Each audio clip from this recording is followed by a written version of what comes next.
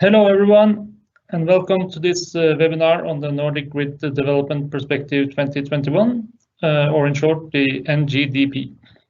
My name is Håkon Holdhus. I work for Norwegian TSO.net, and I'll try to guide us through today's program. Before we start, some practical information. We'll have a Q&A session towards the end, and there's a Q&A bar at the top right on your screen, or at least it should be. It's possible to send us questions at any time, so feel free to do so. I've also put up an email address there so that you can send us your feedback. And when we get to the Q&A, we'll try to answer as many questions as there's time for. And with that said, let me just introduce today's first speaker, Daniel Gustafsson from Svenska Kraftnät.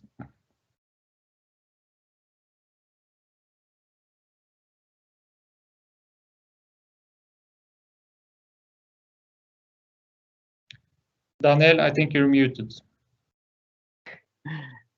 Hello, do you hear me now? Excellent. Good. Hello, everyone. My name is Daniel Gustafsson, and I'm the chairman of the Nordic Planning Group. And it's a grid planning cooperation between Energinet, Statnett, Fingrid, and Svenska Kraftnät. I'm also head of power system at Svenska Kraftnät. The Nordic Planning Group has the formal task to establish the foundation for exploring the future need for transmission capacity and to lead a common grid development based on those identified needs. So quite an interesting task. The group reports directly to the CEOs of the 4 Nordic transmission system operators. And one of the key deliverables of the group is the Nordic grid development perspective. The group is also responsible for the Nordic wind power strategy that is currently being developed by the TSOs. Before this meeting, I took the opportunity to revisit the decided mandate of the Nordic Planning Group. And in the paragraph named stakeholder, you can read, the group should provide transparency and stakeholder involvement related to deliverables, increase input for a common understanding, foster transparency and cooperation with stakeholders, and to coordinate stakeholder involvement between the different Nordic committees. And that basically leads us to why we are here today. I'm extremely inspired to see that so many of you could join us and wanted to join this interesting topic and this session. And I truly believe that we can together fulfill the Nordic Planning Group vision of a strong stakeholder cooperation. So that said, on behalf of the Nordic Transmission System Operators, I welcome you all to this stakeholder webinar for the Nordic Grid Planning Perspective 2021.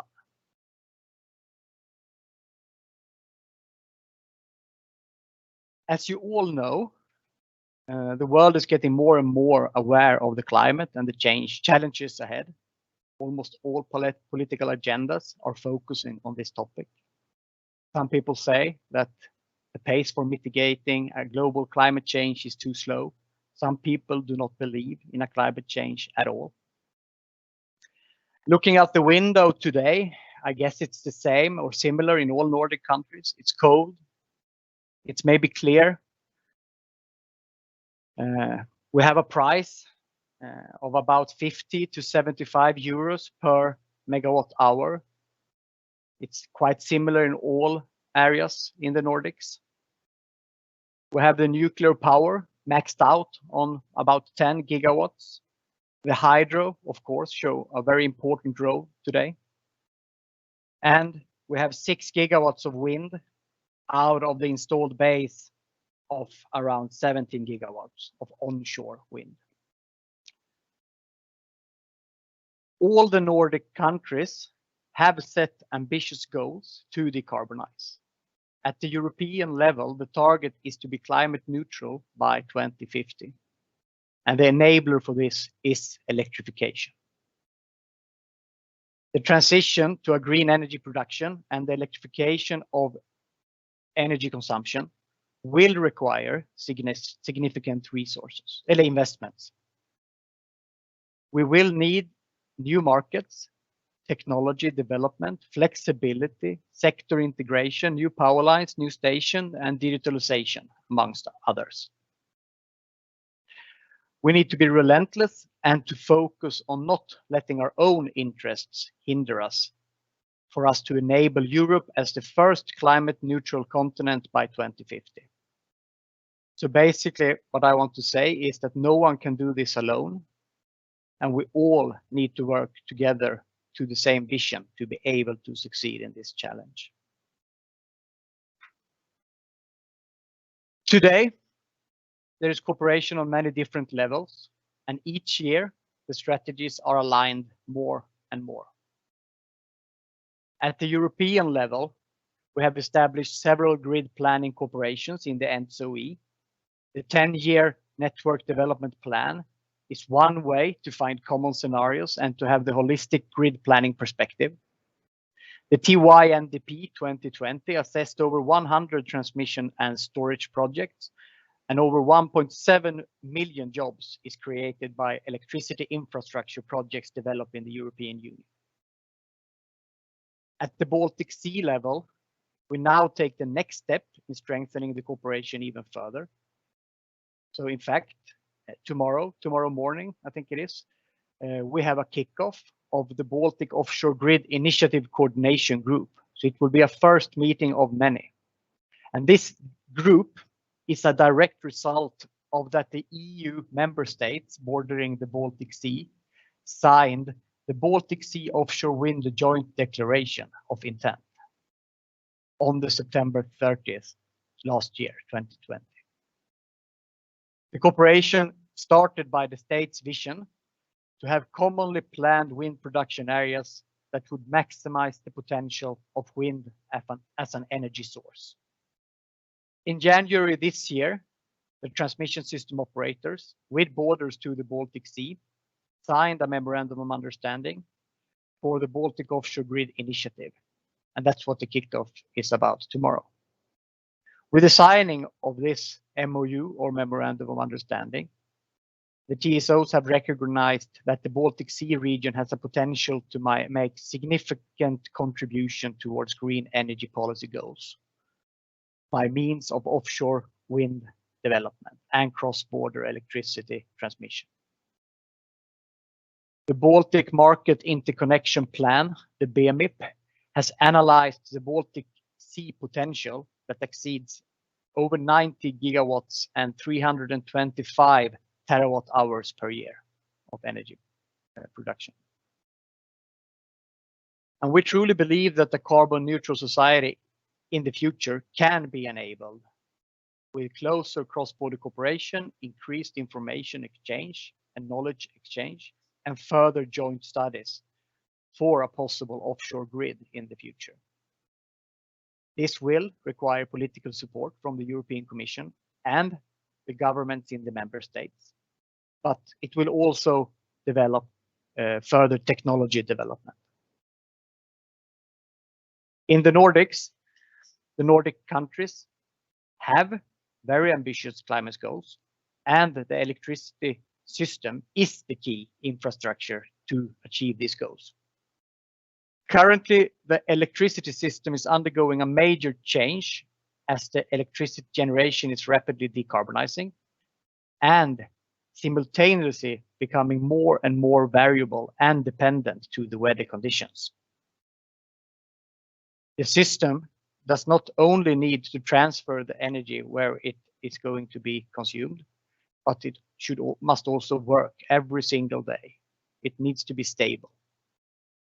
In order to achieve our CO2 reduction goals, a common Nordic view of the development of the system is required.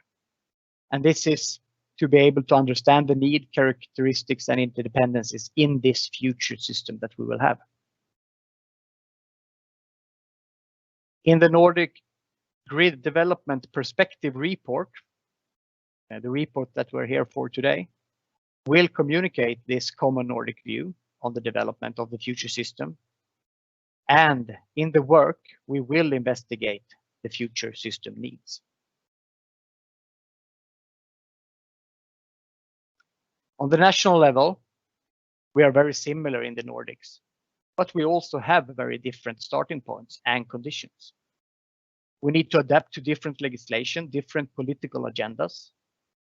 We have different environmental targets, but in reality, this will not stop us from being aggressive and going forward together. Denmark is establishing the world's first energy islands with new potential for large-scale offshore wind power. Very interesting project.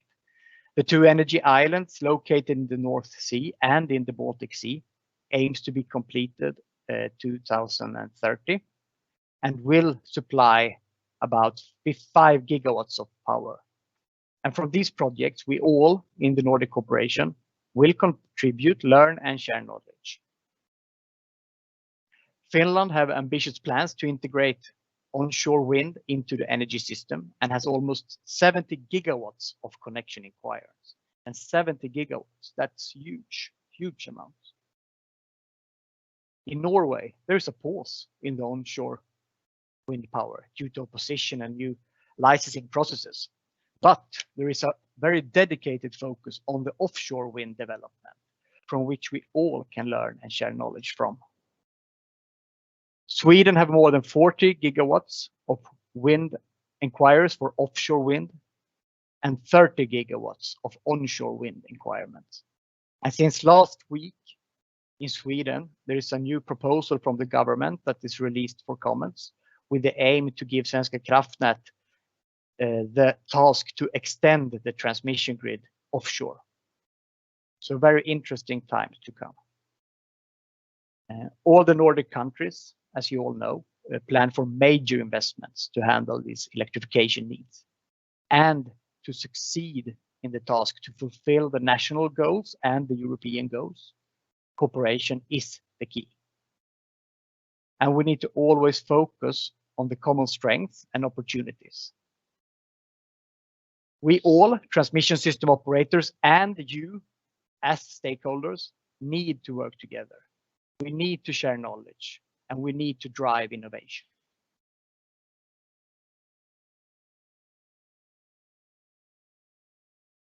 And with this said and this introduction, I really welcome you to today and I look forward to what we will hear and look forward also to the discussions in this meeting. I will hand over the word back to Håkon and the team. Thank you very much.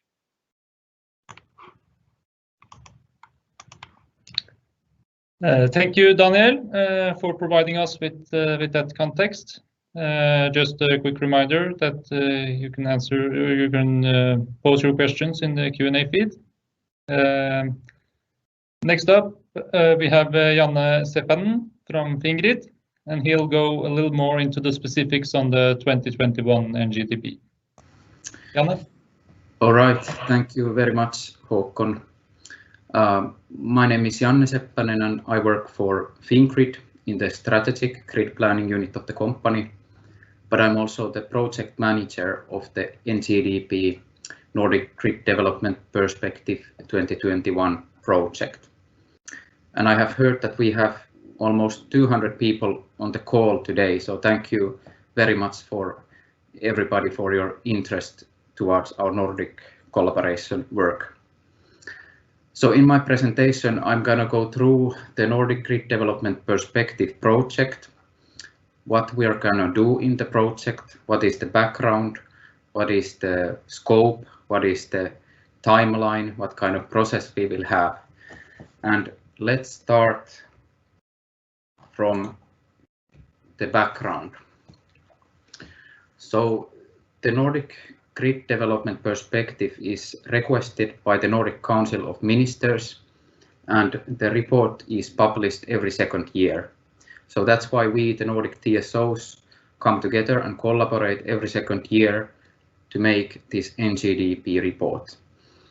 The previous NGDP was NGDP 2019, and it was delivered in 2019, and it described the status of ongoing and planned investments of Nordic significance and investigated the need for and benefits of increased transmission capacities between Nordic countries over 5 selected corridors. The next NGDP is to be published this year, so we are aiming to Q3 this year, but this time we will have a little bit different approach.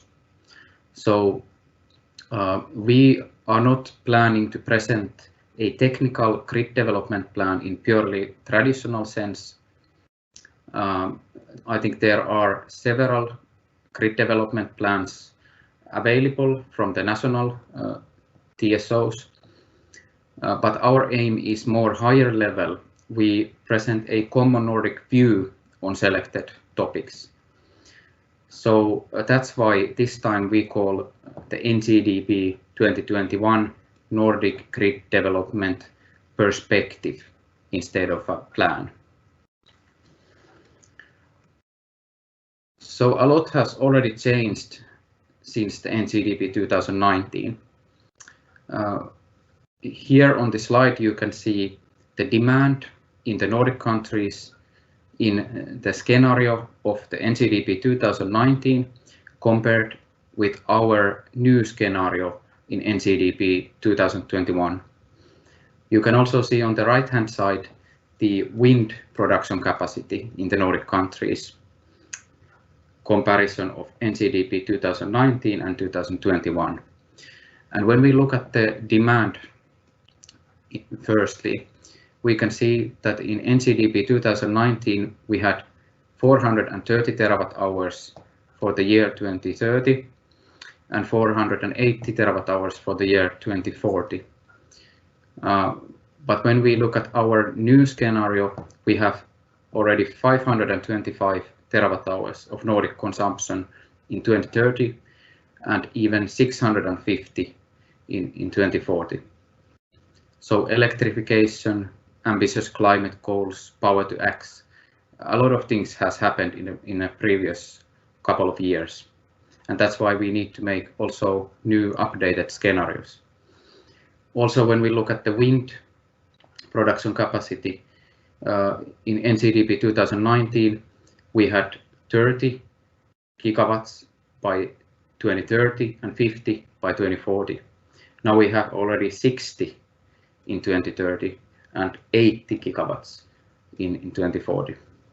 So renewable integration plans are also ramping up at fast speed.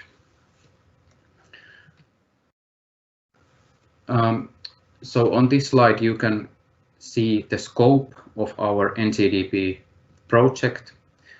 The baseline for the entire project is to build a common Nordic scenario, climate neutral Nordics, which is based on ENTSO-E's TYNDP scenario, distributed energy, and also latest national scenarios. When we have completed the scenario building work, we will carry out identification of system needs. So we will try to identify where we have the largest investment needs in the future system. We will also investigate the following focus areas: offshore wind, north-south transfer issue, and resource adequacy.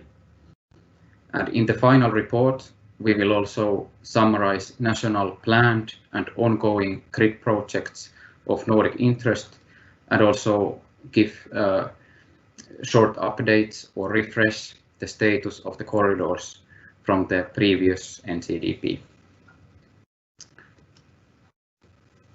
This slide presents the process in our project.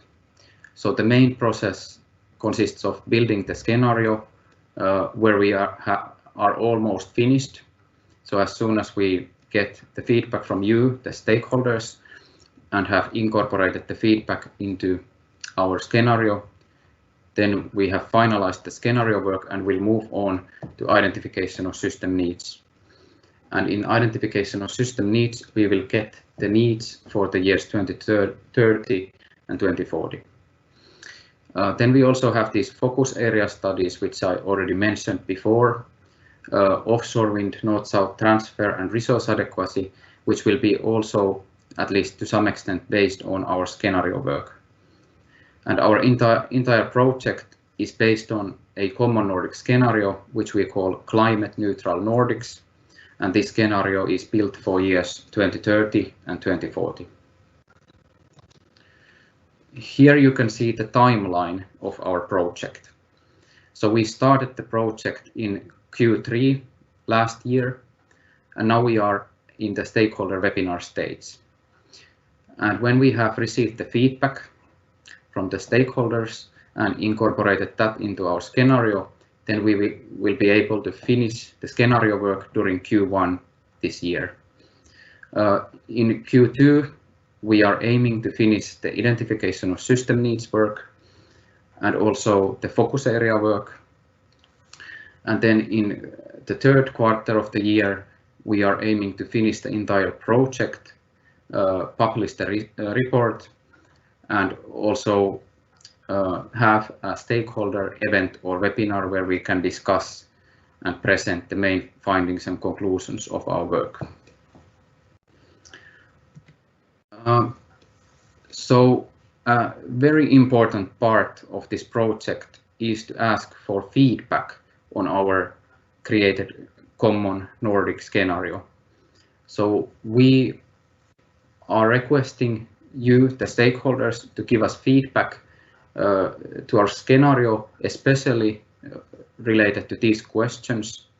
Is the scenario fit for purpose? Is some essential development missing?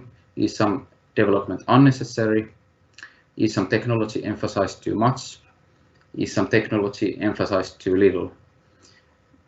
In addition, we also welcome any other feedback. You should send your feedback to the address shown here, ngdp@fincrit.fi, and there is 1 week time window for giving the feedback. So the deadline is 17th of February, next Wednesday. That was all from my side, and I think now we will hear more about the actual scenario building work that we have done during the project.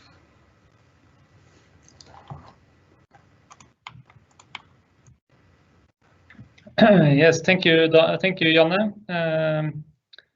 As you said, it's time to get into the more nitty-gritty stuff, and I have with me here Christian from Energinet and Lasse from Statnett, and they'll go a little more into the details of the climate neutral Nordics scenario.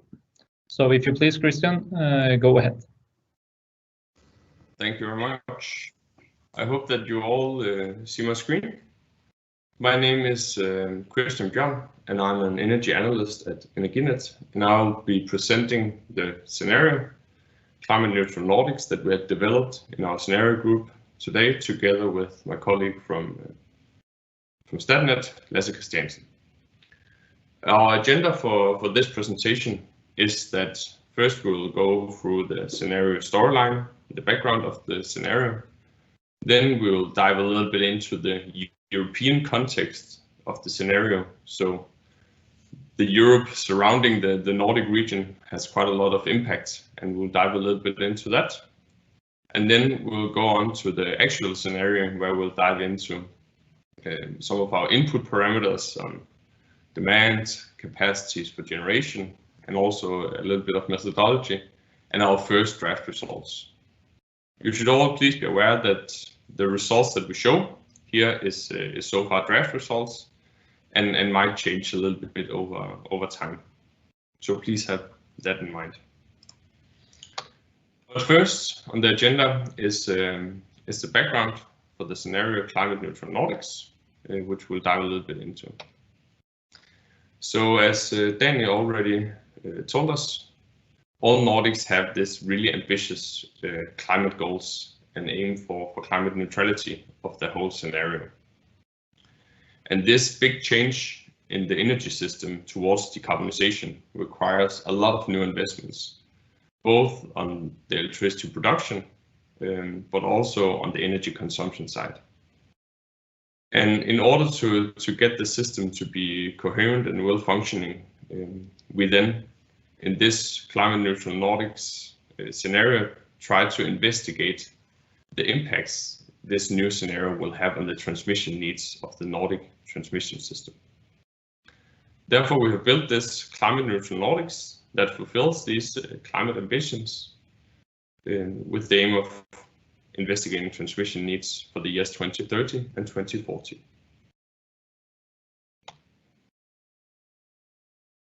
This slide you luckily had the option to read from home as well, so I'll just go through the main points. But this is the storyline of the climate neutral Nordics. So in general, we have tried to build a scenario where the Nordic TSOs are helping to fulfill the goal of decarbonization of the Nordic societies. This is done primarily through both direct but also indirect electrification, and therefore we will see a general increase in the electricity consumption. This new electricity consumption has to be produced somehow, and that is done through a lot of renewable power. A lot of that renewables that we see in this scenario is wind, because the Nordics have quite good wind resources, both for onshore and offshore.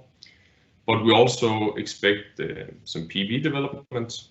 And then in order to balance the system, we will of course utilize the hydro, as we already have right now from both Sweden, Norway and Finland. But we will also utilize these new demand side responses that we, for example, see from Power to X, but also from EVs. So this is the overall storyline from how the Nordic will develop towards 2040. And we have then tried to quantify this a little bit more by having this table with the drivers for decarbonization. This table shows how the energy system develops compared to today, where this equal sign means that it's somewhat the same or in the same range. And if there's more pluses, it will increase a lot. More minuses, it will decrease a lot. The columns are not comparable in between countries, so you cannot necessarily say that there will be a lot more onshore in one country compared to another due to these pluses, but it's development over time internally in the country. But if we try to go through it, we see that hydro power will stay somewhat the same with a slight increase in Norway. Then the wind development will increase quite a lot, with mostly focused on onshore wind power in both Finland and Sweden, and then more focus, more tilt towards offshore in Denmark and Norway. But there will be a development in both onshore and offshore in all countries. Nuclear power we expect to stay somewhat stable. There might be a slight decrease, and we will have a decrease in thermal power as well due to decommissioning of old thermal plants, and some will be rebuilt to biomass plants. The electricity consumption in general will increase quite a lot in all countries due to this new electricity demand and general electrification of society. And here power to X, power to gas is one of the biggest drivers for this, where we see quite a large increase in all countries. We also expect some demand side response, but the main flexibility from the new electrification we'll get from our power to X.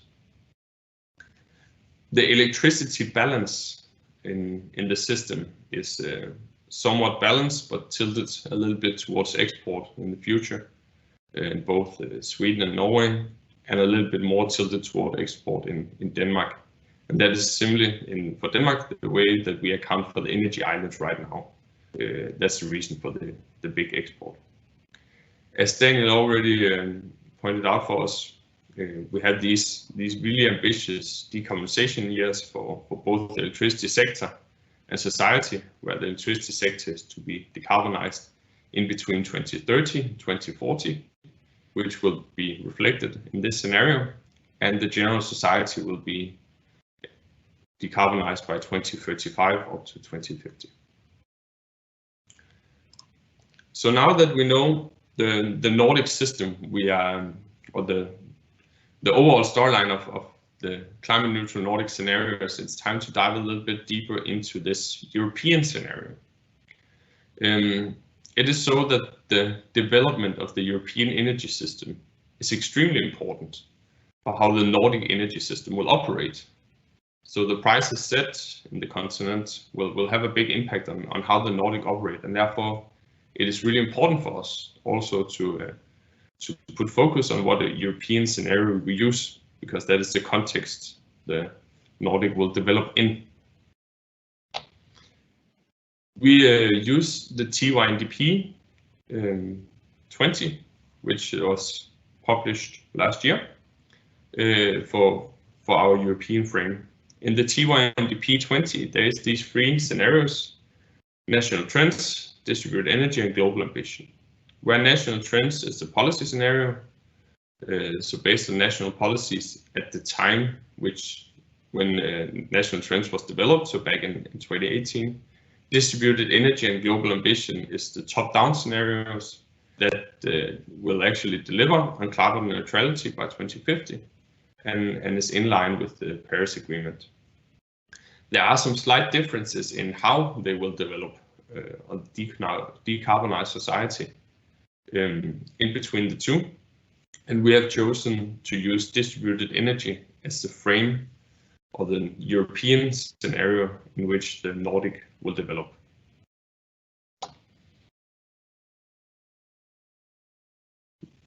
We have chosen distributed energy because it is in line with the Green Deal, so it delivers on the decarbonization targets of -55% in 2030.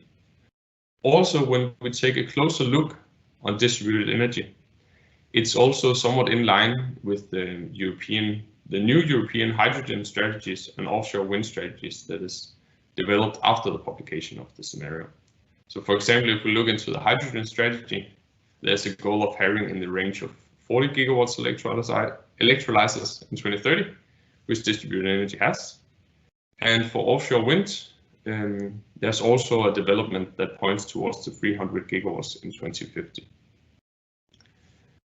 And besides that, distributed energy use methodologies for decarbonization that is quite similar to what we envision in the Nordics. So we would expect quite a lot of energy efficiency. So decrease in primary energy, as we see on the chart. And that will be done through both direct electrification, but also through indirect electrification. This indirect electrification is to a large extent this power to X, where we then, by having quite a lot of power to X, increase the general self-sufficiency of energy inside Europe. So in the chart we see decrease in primary energy and an increase in rest share, which is in line with what we expect for the Nordics. If we dive a little bit deeper into the electricity generation in distributed energy, we see in general a large increase in electricity generation, where most of that comes from renewables. This is both PV and also wind, both onshore and offshore. And as I mentioned before, distributed energy has quite a large degree, a large amount of power to X.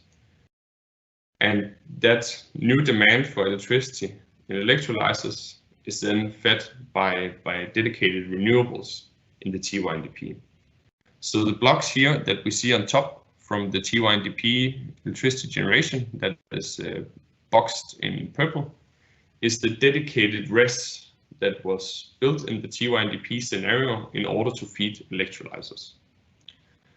Due to the way the Ncdp was developed and time constraints in that process, it was in the Ncdp 20 not possible to take that new electrolyzer capacity and rest capacity into account in the market. So that was added after the market runs. What we then have done in this Nordic grid development perspective is a methodology development where we then include this capacity in our market models. So we have changed assumptions from electrolyzers and the new res not receiving and operating on market signals to having it operating on market signals. And we include it in our models. But we will come back to that later.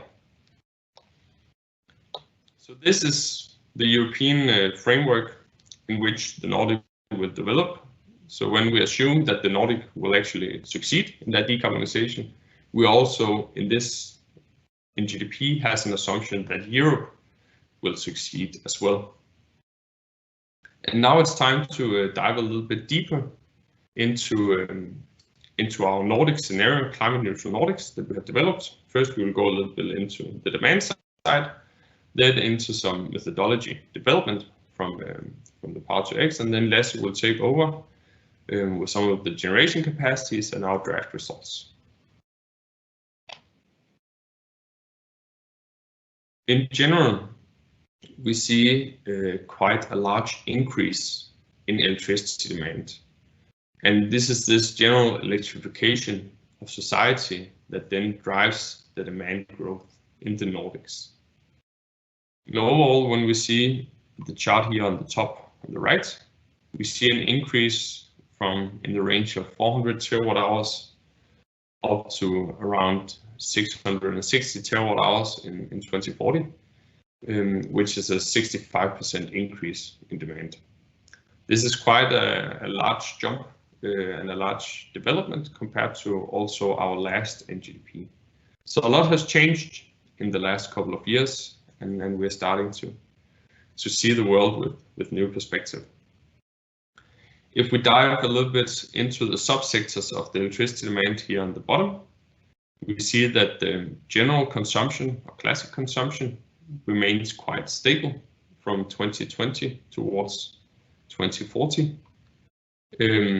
We expect an increase in electricity demand in industry, both because there is electrification of existing industry, but also new industry might come that will then be electrified. We have split out data centers from this general industry, so that will also increase quite a lot from a couple of terawatt hours now, all the way up to 35 terawatt hours in 2040. The biggest change here is the hydrogen or Power to X, which increases from almost nothing today up to in the range of 100 terawatt hours in 2040. So this is where we get a lot of our new increase in electricity demand from, and this is what drives a lot of the new increase in demand.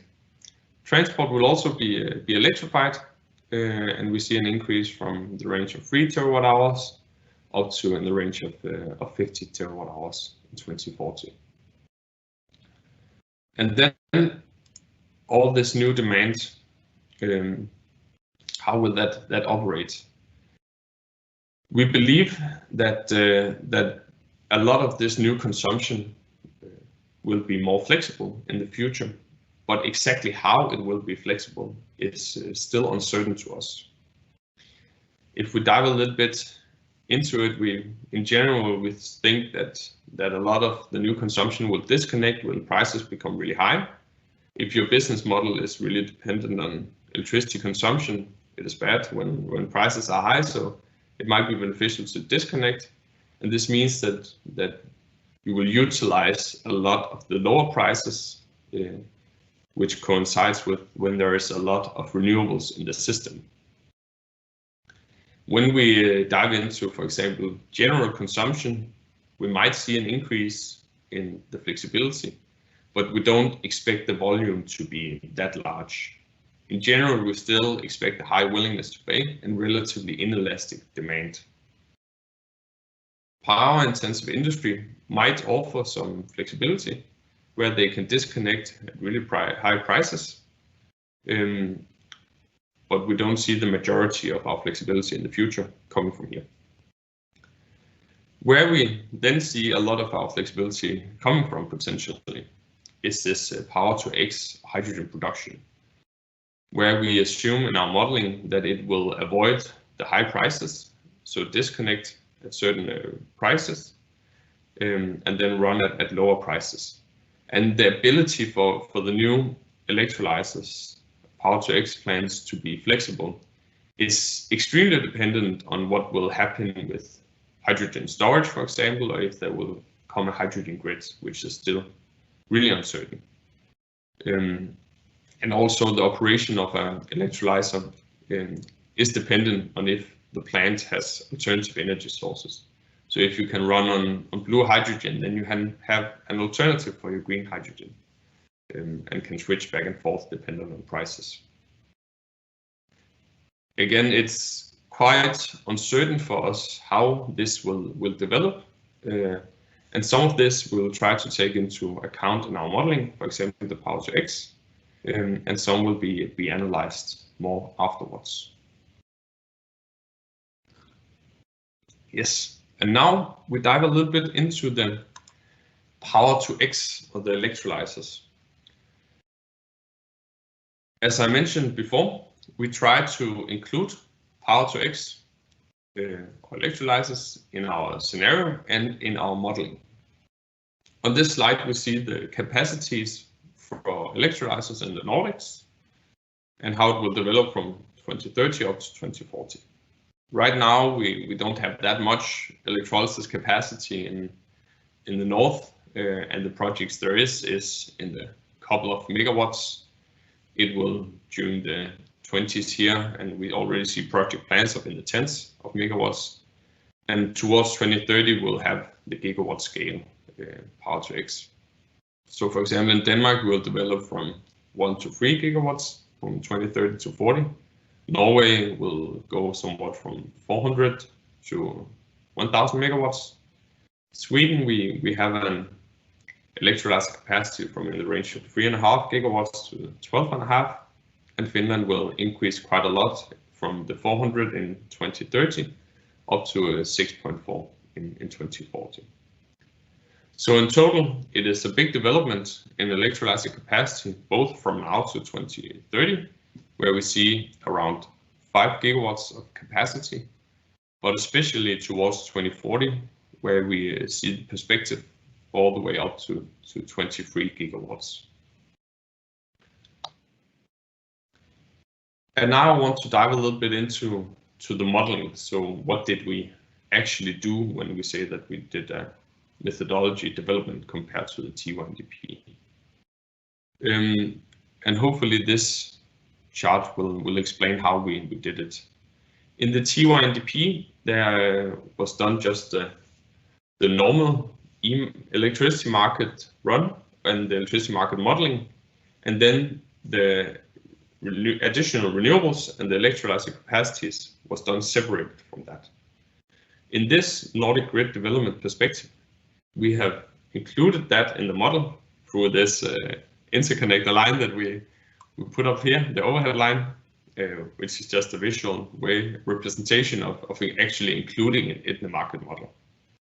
So it is now linked to the market, which means that both the rest that was additional in T1DP, but is now modeled, receives signals from the market, so it can sell either out to the electricity market or down to the electrolyzer. And the electrolyzer also now operates on a market signal and can receive energy from the rest or from the market and then produce hydrogen. This has then led us to make a new assumption, which is on the future hydrogen price. And we have assumed a stable price over the year, so that when electricity prices are beneficial, the electrolyzer will run and send hydrogen, hopefully with a profit. And this is the first step in trying to include power to X and electrolyzers in market models, in big international market modeling projects. And it's still somewhat at a juvenile stage. To us, there's still many unknowns with regards to how actual plant will operate. and also on how the market for hydrogen will look like, and if there will be a market for hydrogen. And we are very happy to receive your feedback on this. So the actual assumptions we did when we implemented it in the Nordic grid development perspective and in our modeling work is that we included it in our scenarios, so our methodology development compared to the T1DP. We take it into account for the Nordics. Then for the Nordic capacities, we of course take the capacities that the Nordic countries believe in instead of the T1DP capacities. And then we use these modeling principles when modeling electrolyzers. Our assumptions on the hydrogen price is that we expect it to be in the range of 2.5 euros per kilogram in 2030, and decreasing down to 1.8 euros per kilogram in 2030. This will then translate to a cut-in price or disconnect price in the electricity market, so the price at which electrolyzer will operate or stop operating of around 48 euros per megawatt hour in 2030, and around 38 euros per megawatt hour in 2040. So if prices are higher than 48, it will not be beneficial for the electrolyzer to run, and it cannot make money by selling hydrogen for this price, and therefore it will not. And at lower prices, it does make sense, and the electrolyzer will run and produce hydrogen for the market.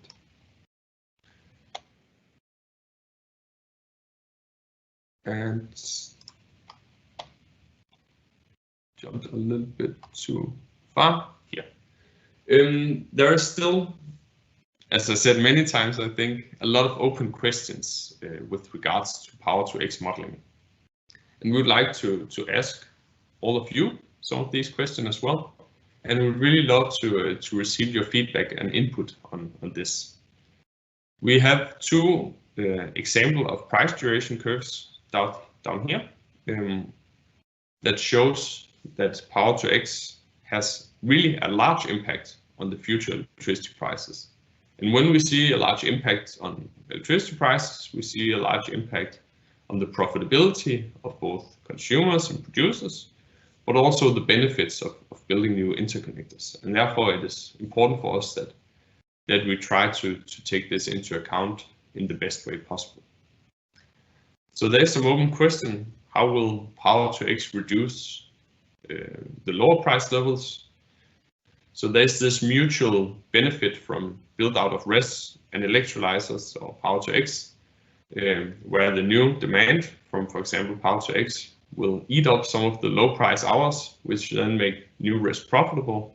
And we then have this feedback loop where we can see the mutual benefit of both, and both plants being profitable. What is the right disconnect price or cut-in price? So in our case, this will also translate to what is the correct hydrogen price and how will the hydrogen market operate, and how will we fix the volumes of hydrogen that we need in the future. And the way the method we have described so far is this corresponding to this model 1, where we have just one price level of hydrogen throughout the year, which then translates to just one disconnect price. And we see it has the impact on the duration curve for the electricity prices. Here's just an example for Germany in 2040, that we get this quite large plateau where the cut-in price for hydrogen for electrolyzers is. If we look at another way of looking at it, could be to have more diversified disconnect or connect prices around a fixed hydrogen price, in order to reflect that some plants might be newer and have better efficiency, some might be older, they might have different access to flexibility of different alternatives. And in an energy system with that type of modeling methodology, you see a much more smooth curve. This is what we in principle see at model 2. but then the question arises if this curve is too smooth. But we would like to also get your input in this process on how could we model Power to X, and also what will be the future green hydrogen prices in Europe and the Nordics. And now I will give the screen over to Lasse Christiansen from Statnett, who will take us through the rest of the presentation.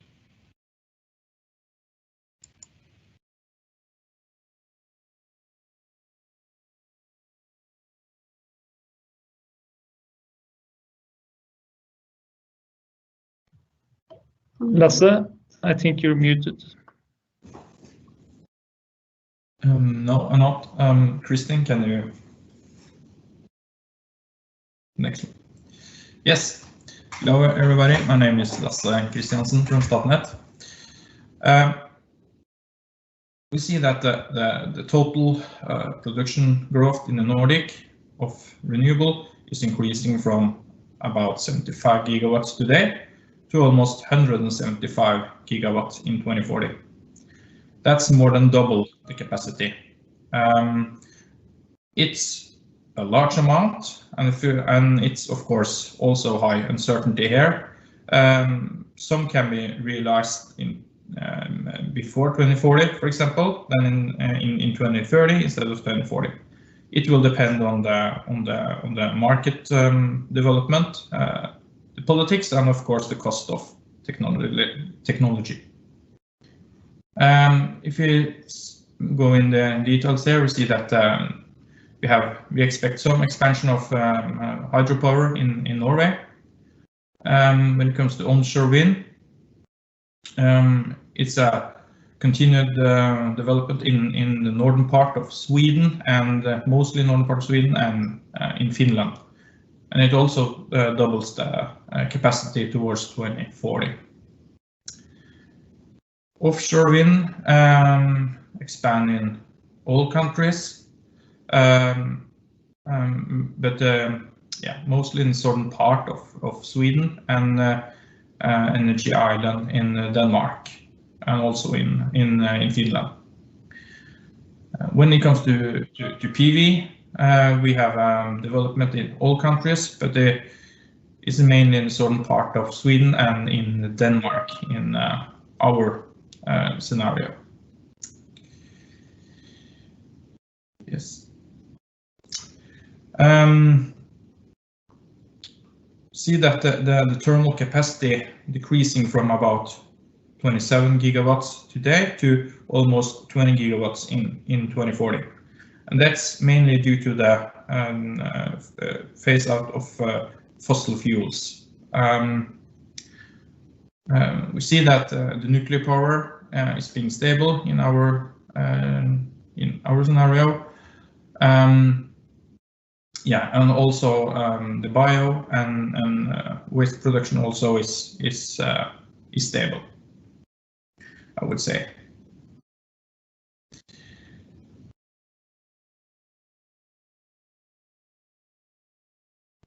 So the figure on the right-hand side shows major changes in the Nordic power system, I would say. Consumption increases almost 70%, driven by the massive electrification directly or indirectly through hydrogen. And it also follows the same main trend as in Europe. Production also increases by almost the same level, or 250 terawatt hours towards 2040. The last decade, the cost of renewables have fallen a lot. It have been larger volumes, and you have also like more market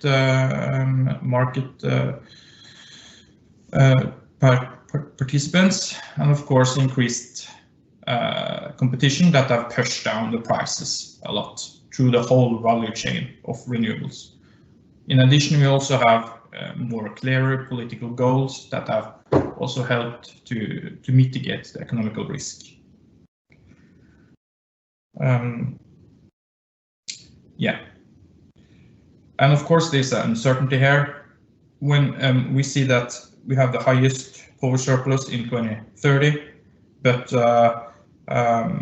of course, something can be realized before 2040 in 2030 instead. So, but here we have major changes in our scenario, I would say. Yes.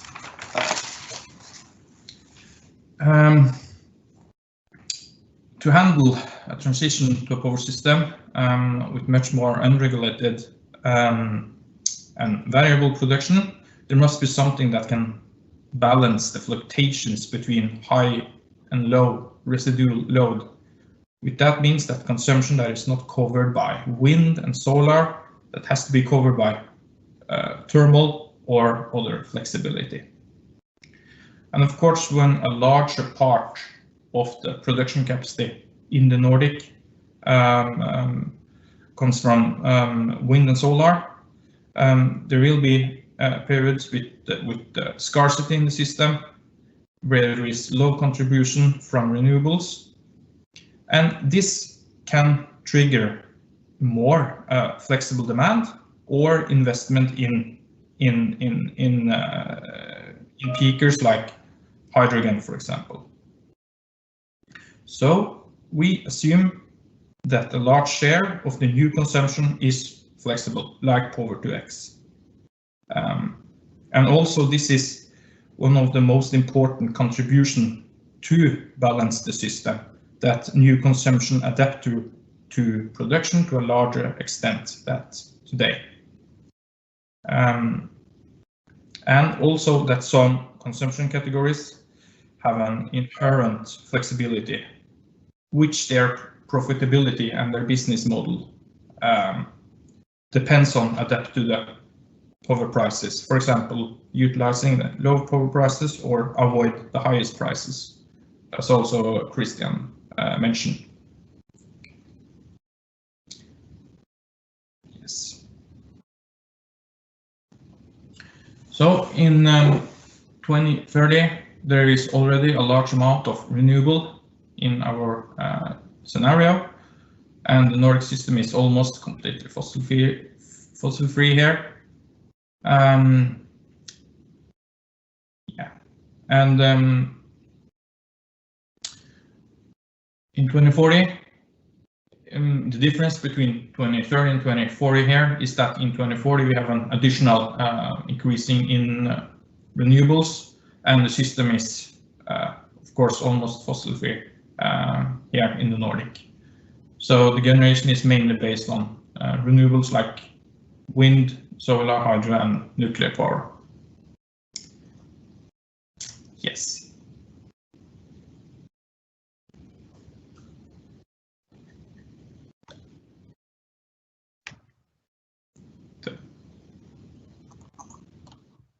Thank you, Lasse and Christian.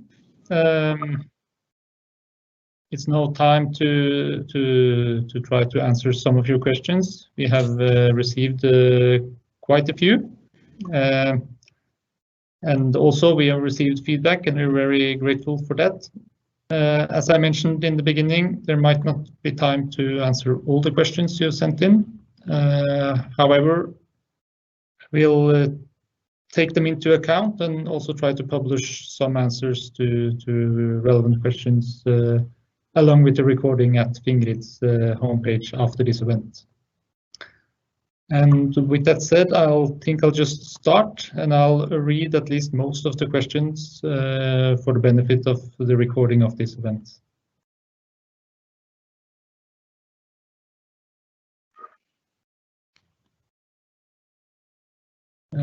So I think I'll start with you, Daniel.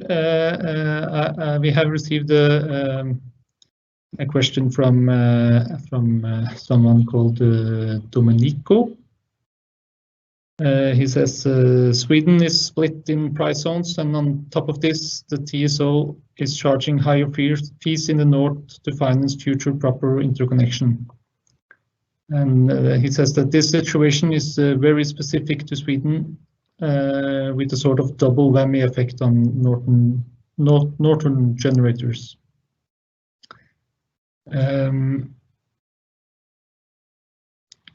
Other areas where we invest have either of the two effects. Either fees are low, but interconnection is bad, like in Texas. Fees are high, but there is common price zones like the UK. And has this been considered? Okay, thank you. What I can say is that yes, it is considered, and basically what we're doing right now is having a project to evaluate the pricing that we have in Sweden and also the price zones. I don't know the result, of course, but in a couple of years, the aim is to release a modified structure, and in that work we also consider and benchmark how others are doing it, as well as the specific needs in Sweden. Thank you. Thank you, Daniel. We also have another one from Anon.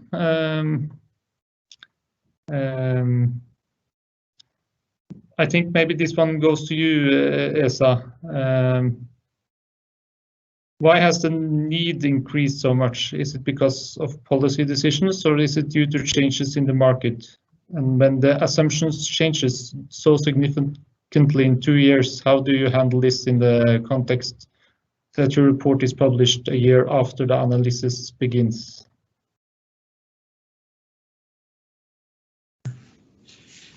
Fine. Yes. The increase in the need of electricity consumption comes from the national policies that all of the Nordic countries have that are really ambitious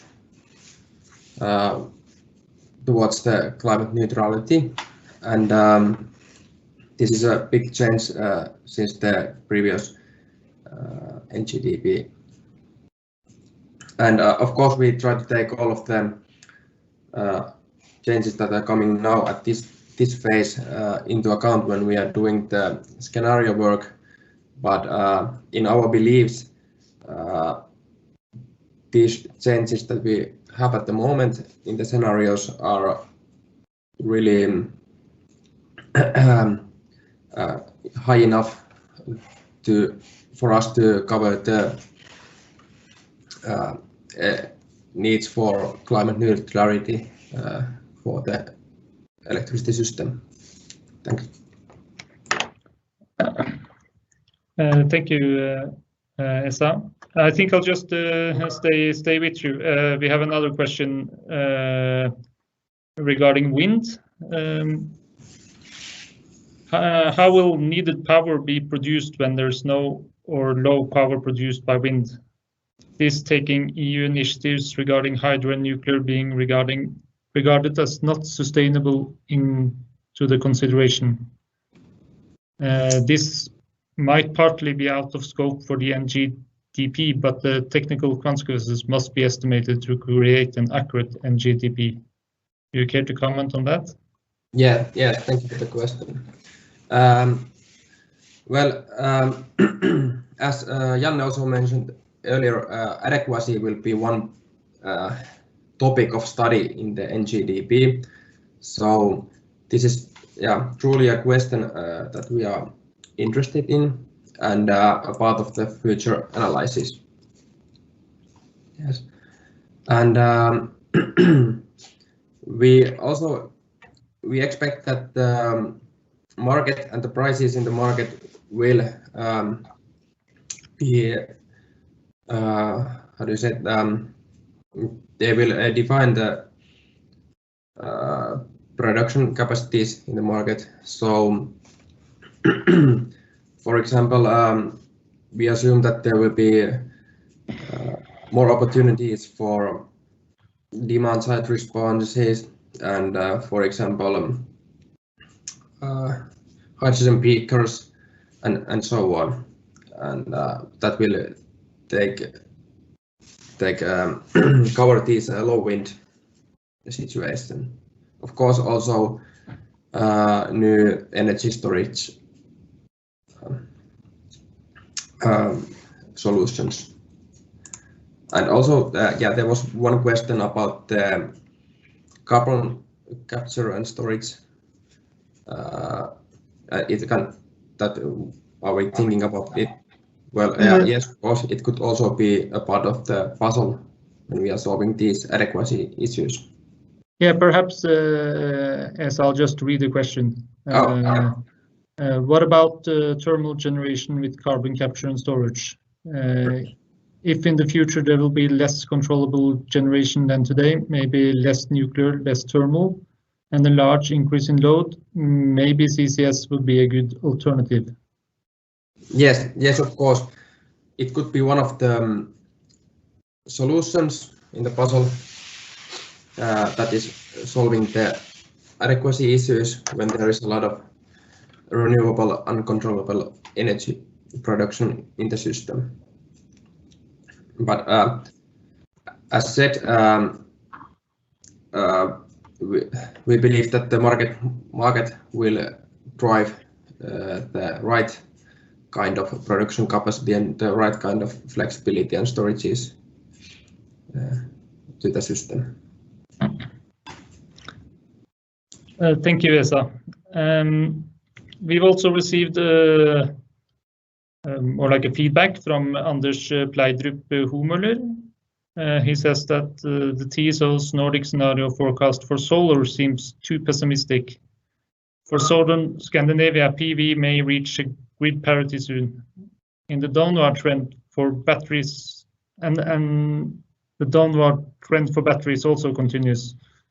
Small and perhaps also medium-sized electricity consumers may disconnect from the grid, or at least become largely self-sufficient.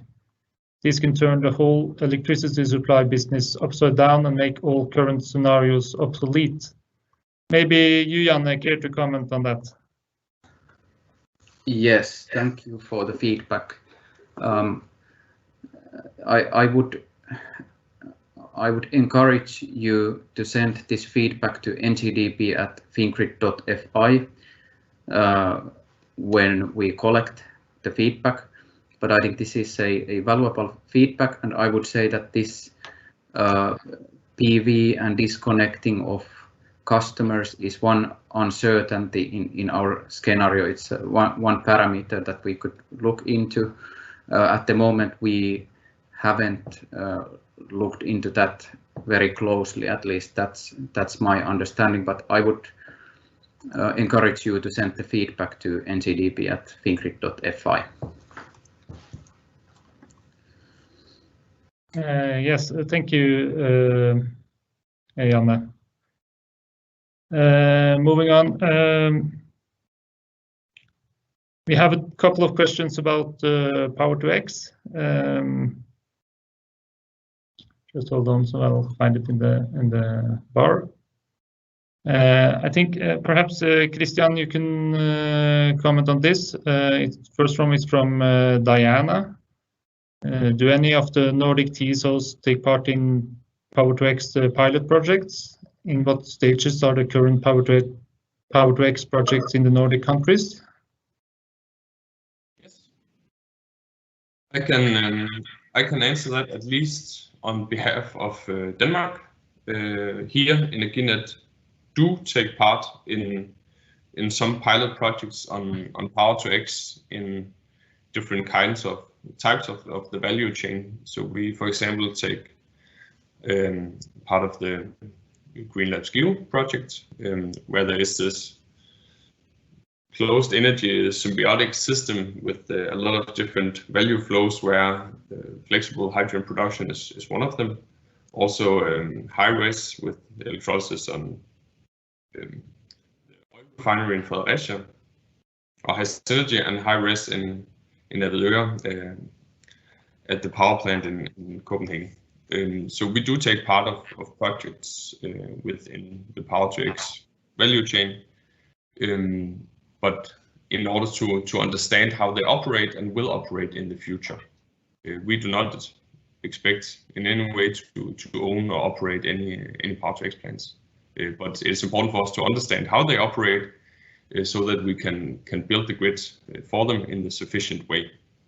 Then the status on it is that right now most projects are in the couple of megawatt scales, and the projects being built right now are in the 10th of megawatts, so 10, 20-ish, and the projects being planned that we hear about is in starting to increase, also with pilot projects increasing up to larger scale. But what we expect in the future, we don't see it out in the real world yet, but could potentially be gigawatt scale Power-to-X facilities located close to the renewable production. But right now it is quite small, and it will increase quite a lot. And I think our capacities also reflect that when we see into the future, that we have almost nothing today, and will increase up to in the range of, what was it, 23 gigawatts in 2040. I hope that answers the question. Absolutely, and I think also that answers the second questions from Pekka about Power-to-X. I'll just move along. We have one from Anon, who writes that 6 gigawatts of offshore wind in Sweden by 2040 seems very low compared to what is currently planned, and looking at existing grid connection applications. And what are your assumptions behind this number? And I think maybe Janne or Daniel perhaps can expand on this.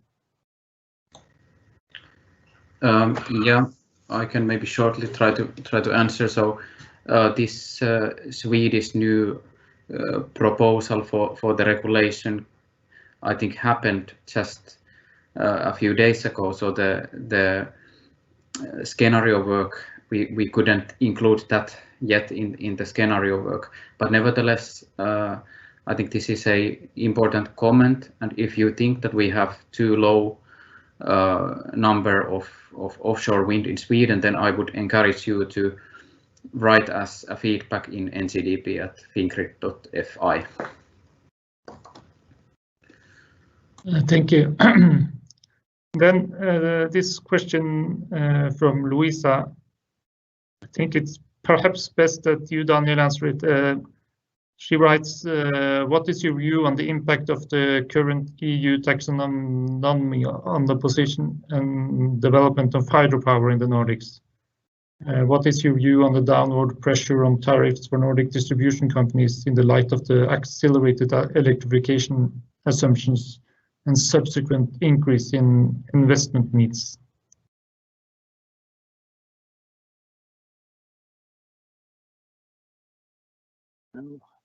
For that one, to give a really good answer, I think we can also detail it in the transcript later on. That we will do. But this is a hot topic, of course, and we have several teams providing feedback, and it's in the middle of the discussion, of course. But for us, it's important to adjust the proposal that stands today. But it's not fully my topic, so I propose that we give a more detailed answer later on.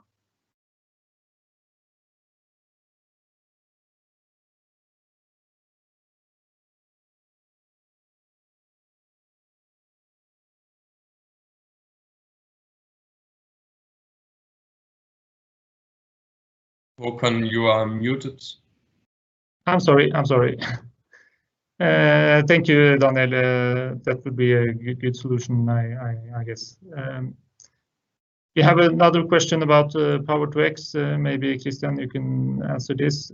It's from Martin. Considering the quite high and several conversion losses using Power-to-X and the ever better, cheaper and higher capacity batteries, is it not a bit optimistic to include so much Power-to-X in the scenarios? Yes, I think it's a really good question because it really points to some of the key uncertainties, which is also the key uncertainties in this scenario, which is future technology development. And this is extremely uncertain how future technologies will develop. And as Anders Hormel also said, if PV panels and batteries decrease a lot in price, then perhaps electricity grid can be obsolete. But we believe that even though there is, of course, conversion losses with power to X, it is an extremely efficient technology for decarbonizing the sectors that we cannot directly decarbonize through direct electrification.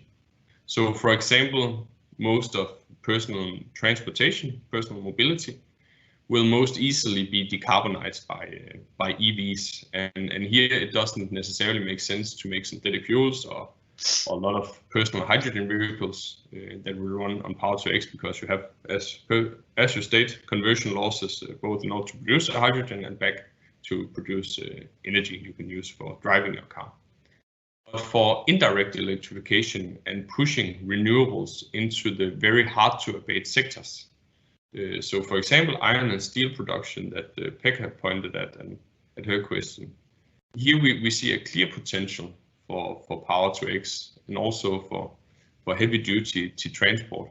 And when we look out in Europe, we see the European hydrogen strategy as a clear example and clear indication that it is not completely far off that we have such a large extent of power to X in the system.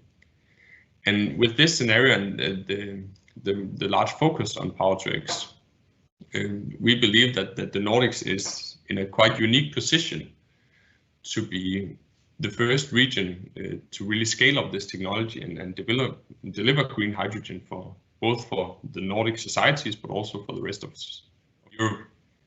And really, to boil it down, in our opinion, it's not a question of either or. So either direct electrification in batteries or power to X. It's a question of doing both and doing them where it is most efficient. Hope that answered the question. Thank you, Christian. We also received some questions about interconnection. I'll just take one from Appo. Is there needs of new and stronger cross-border interconnection because of very high power growth and more transmission needs? I think perhaps Daniel or Janne.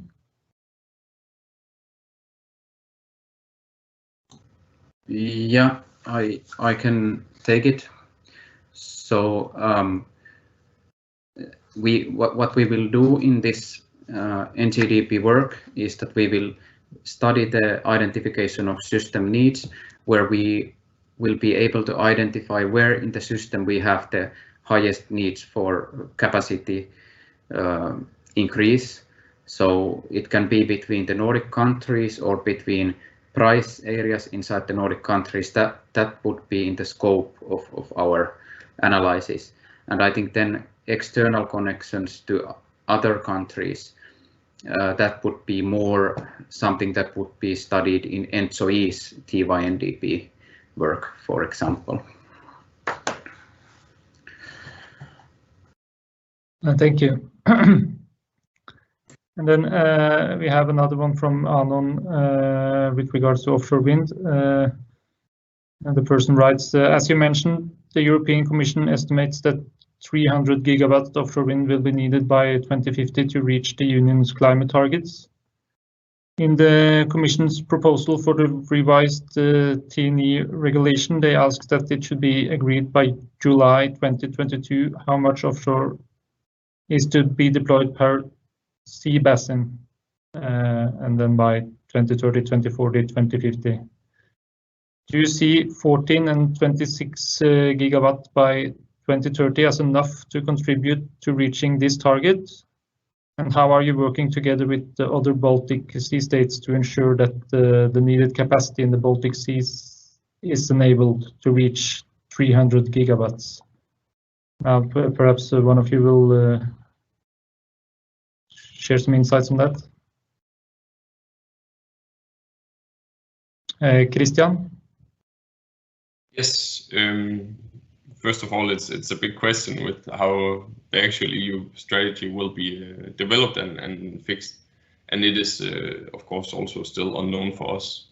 It is very important to point out that this is not the offshore capacities for a sea basin. This is the offshore capacities for the Nordic countries. So for Denmark, Norway, Sweden, and Finland.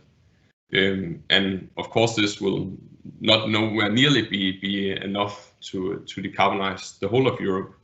But we also, as a part of the European scenario, distributed energy will expect a large development in offshore in other countries. So both Germany, Netherlands, UK, Belgium. So all other countries in both the North Sea region and Baltic Sea region will develop large-scale offshore. And therefore, the capacities per sea basin will be quite a lot higher than we see here on our table. And if anyone has any inputs or comments to the question, you are welcome to add to it.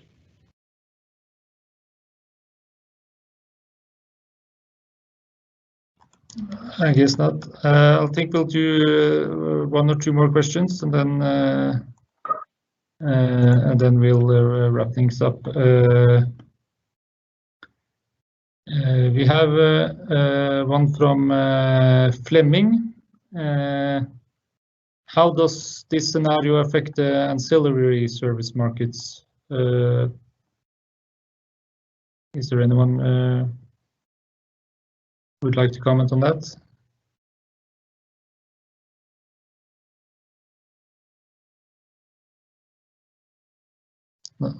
No, then I think we'll just get back to that in writing. And then there is one from Carl Berglöf.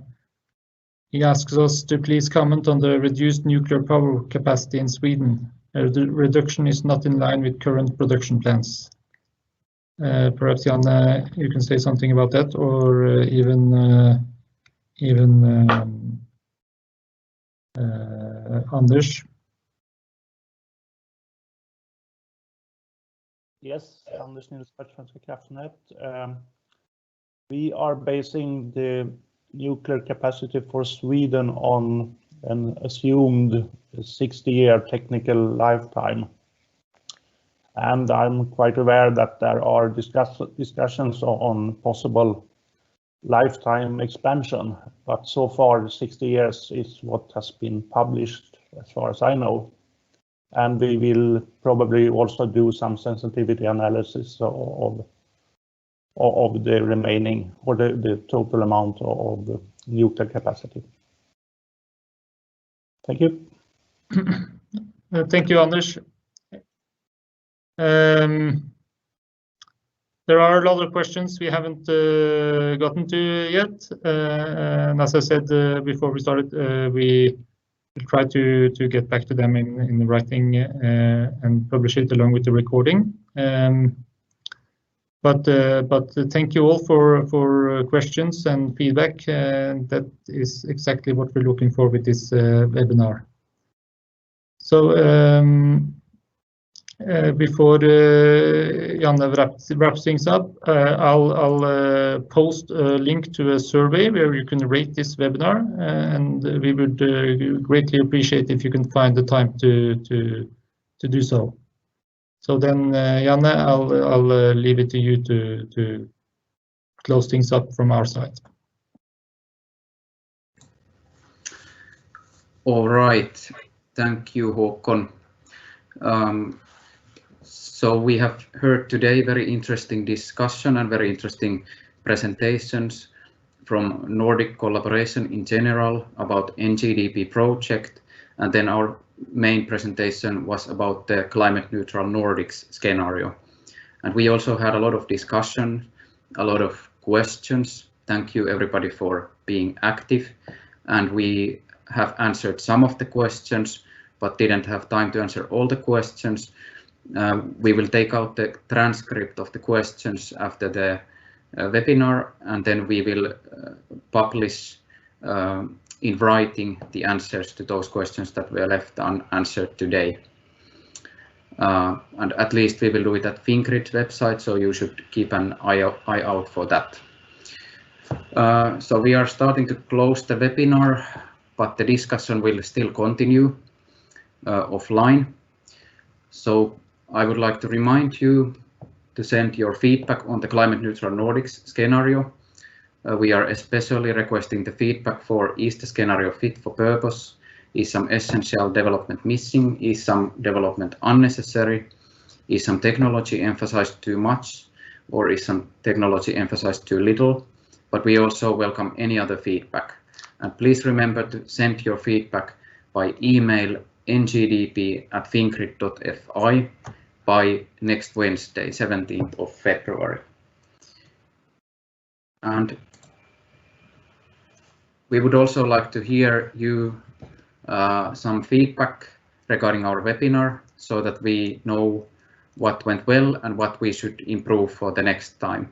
So you can use this link here. I think it's also posted in the chat to access the webinar survey.